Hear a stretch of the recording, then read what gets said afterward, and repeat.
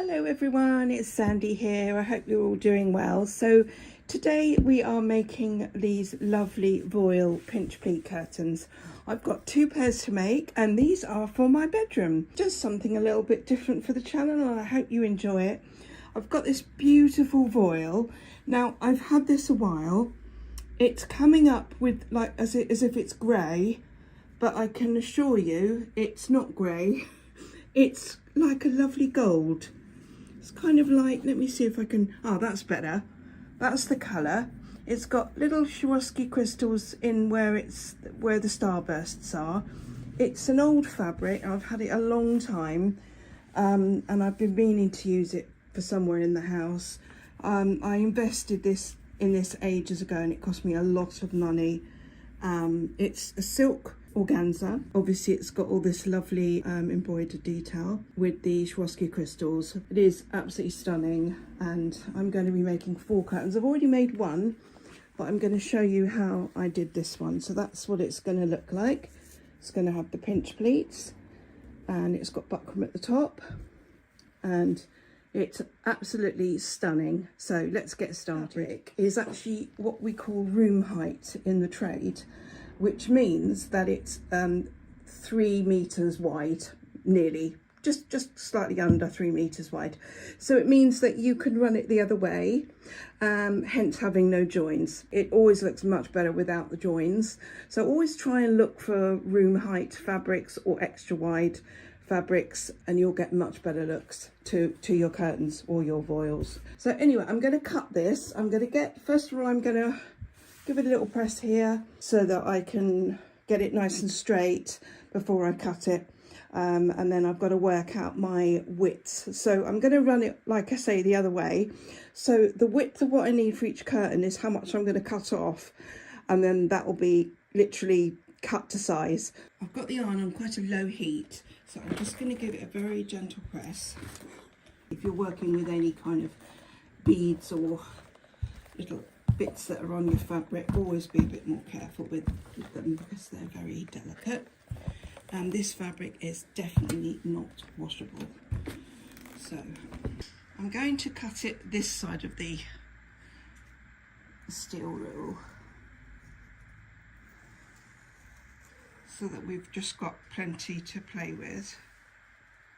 I'm not wasting any of this beautiful stuff because it is stunning. But I can't believe how expensive it was. I remember I did some for a customer quite a long time ago now. I couldn't believe that she wanted to go for this and she was prepared to pay.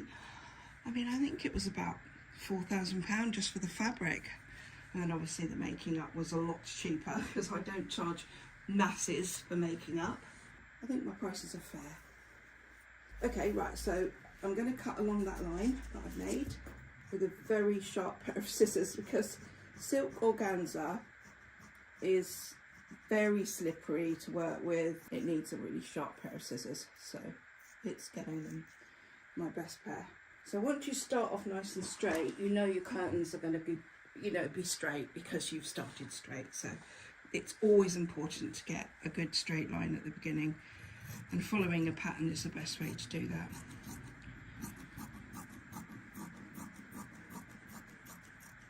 I hope you're all doing well, by the way. Oh my gosh, in the UK. I don't know where you're watching from, but obviously I'm in the UK and we don't always have great weather. But we are having some beautiful weather at the moment and it's such a treat. Makes me feel very happy. Right, so what I've worked out, now I do my measurements sometimes when I know I've got plenty of fabric to play with. I'll work out the best size for my pleats, the best size for my spaces. Then I obviously take into consideration the turn-ins at the side, where you turn it in at the side to make your little side bit. So that your side will look like that and then you hand sew it all down the side, obviously. I work out that I've got 6 pleats in this one because that's the size of the window. So each of my pleats is 18. I've got 108 for my pleats. This is what I always do. I do a little thing along the top with all my little pleats, and then I do the 8, 8, 16, 16, 16. Now I was doing the spaces 16, but I thought I'd quite like to have nice big spaces in these because I want to see the pattern. I don't want it to be too gathered. So although I'm having quite nice size pleats, I want big spaces as well so I can see how beautiful the pattern is, and you can see all the little crystals shining in the light. Oh, it's so beautiful. So we've got 6 pleats at 18, 5 spaces at 18, which is now not 100, no, not 80, but it's going to be, let's grab my calculator. I'm not very prepared, am I? So we've got 5 times 18, and that'll be 90. We've got 2 returns at 8, and that's 16, and then 2 turns in 8, 16. So let's just work that out. Get rid of those figures so we don't confuse ourselves. So it's 108 pleats, 90 spaces, 16 returns, and 16 turn-ins, and that's 230. So from this line here, I am going to now measure 230 and cut it exactly so that I know I can use 8 centimeters each side for my turn-ins, and then the rest is all worked out, so it'll all balance out perfectly. So I'm going to do that now. Let's get measuring. So I've turned the fabric around so that I've got my hem at the bottom. This would have been the width of the fabric going along here. I bind out my crease, which was the center crease where the fabric was lapped, and I'm now going to do my finished drop, which is 216 centimeters.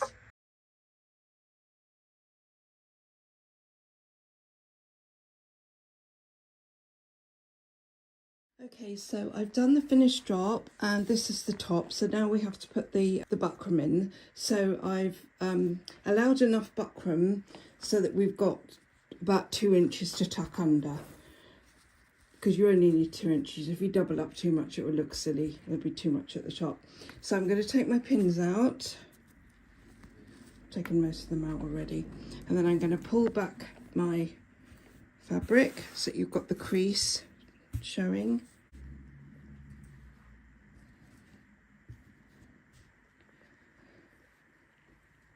Okay, so I've turned the top back.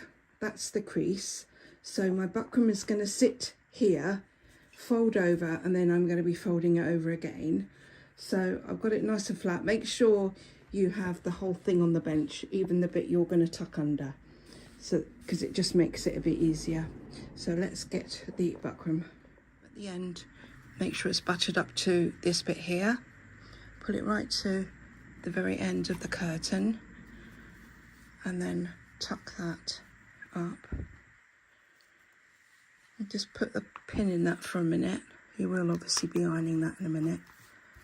And then you just go along doing the same as what you've just done there. So keep it, first of all, keep it right up to the crease line, and fold this up, pin,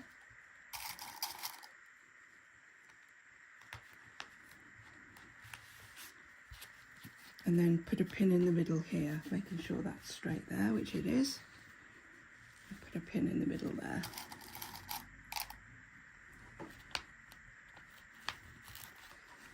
So now you're going to go all the way along, making sure you're right on the crease, and then do your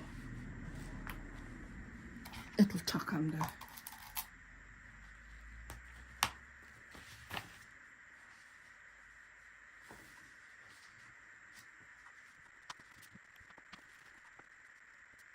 Right, so once you've pinned everything in, we now need to press.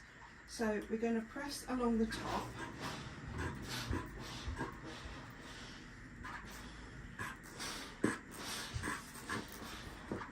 And this is going to hold this all in really nicely. And then press the sides, obviously. And then go on to the actual buckram, because obviously this side isn't sticky, so you can put your arm on it, and make sure it's all secure underneath so that this is sticking to the foil that's tucked over. Now time to turn it over. And this is now the underside of the curtains. So what I tend to do is I get it all flat and then I start pinning from the sides, because I don't want to have the sides not sort of straight, so I make sure they're straight first and there's no kind of like pieces hanging over that you can see from the front. So let's pin that in place. So that's going to be what it looks like at the front, on the side, which is really nice. And then you just got to put pins along the bottom now. So make sure it's pulled right up, pull your fabric down, pull this up, make sure it's nice and flat before you start putting your pins in. Put a pin there, and then again keep it nice and flat.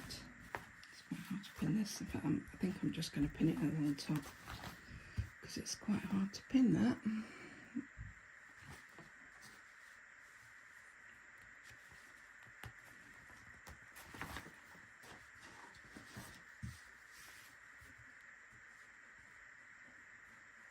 Right, so pleating. 8 centimetres is the return, so we pop a pin there. I'm going to take this one out to use that one, and then we've got 18 centimetres against the pin. Put another pin in.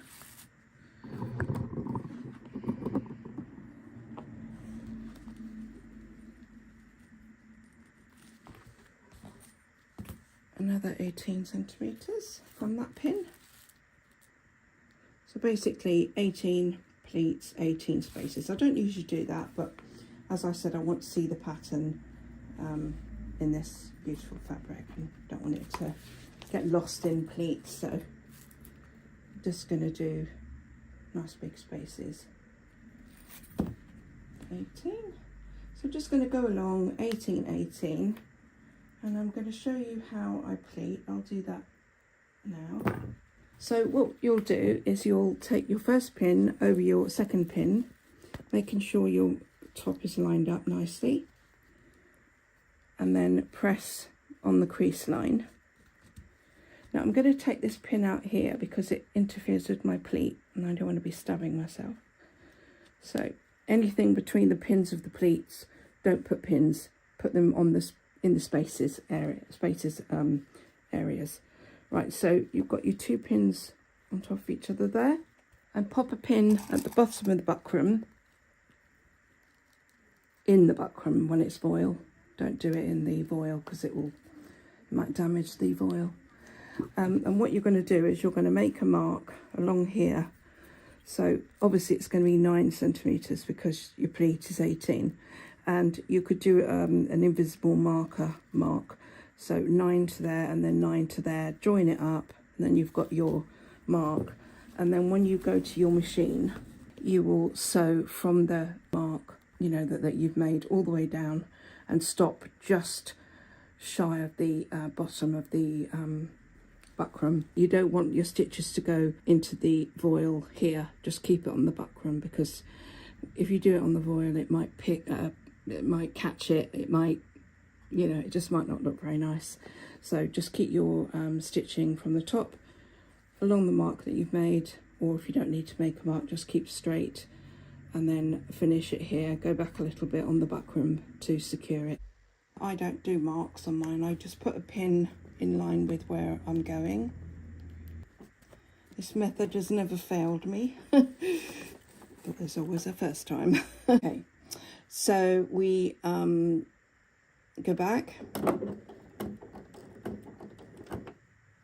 take our pin out, and then do our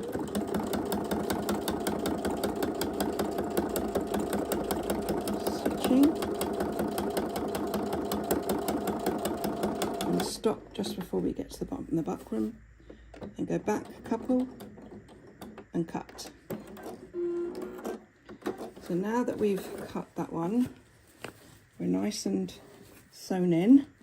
Take our pin out at the bottom, lie it flat so that you're able to fold your pleat and make it really flat at the back. Make sure there's equal amounts showing from the centre outwards, right, equal here. fold it in half.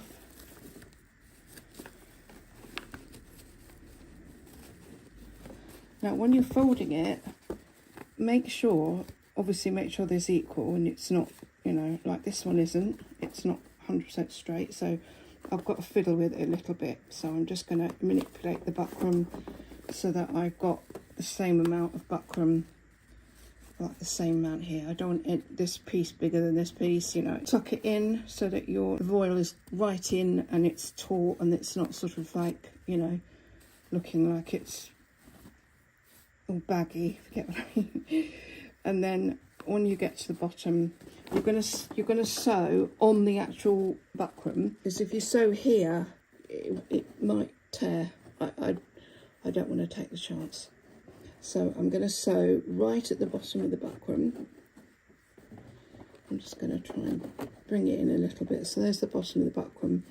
So I'm just coming up a little bit, and then I'm just going to go forward a little bit, stop, backwards a little bit,